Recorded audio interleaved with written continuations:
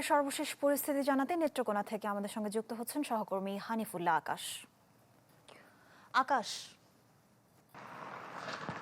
সামিয়া, গত কয়েকদিন ধরেই কিন্তু হাওরের যে আমরা যে পরিবেশ দেখাচ্ছিলাম যে হাওরে কিন্তু যে অকাল বন্যা এবং অতিবৃষ্টির কারণে কিন্তু সাথে দেখা দেয় নিত্য নতুন প্রয়োজন। রেডি থাকতে হয় প্রতি মুহূর্ত। তাই এলো ইনোভার, যেন আপনি লাইফে থাকেন রেডি প্রতিদিন। Innova, designed for now.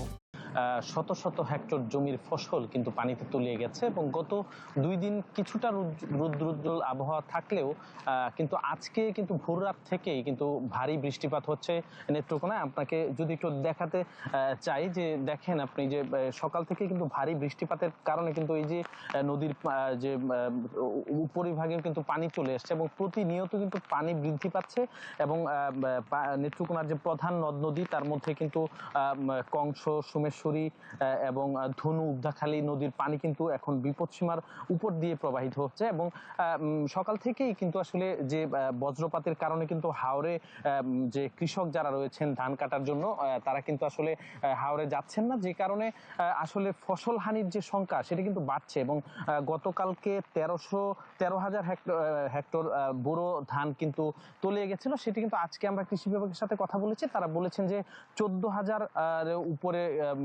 14,000 হেক্টরের উপরে যে বুড়ো ধান সেটি কিন্তু তলিয়ে গেছে হাওরে।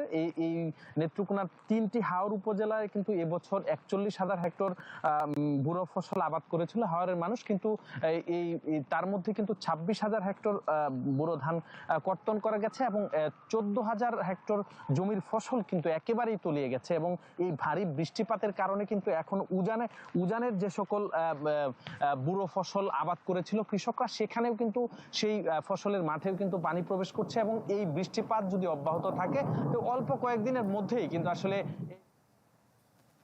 আকাশ আপনাকে ধন্যবাদ।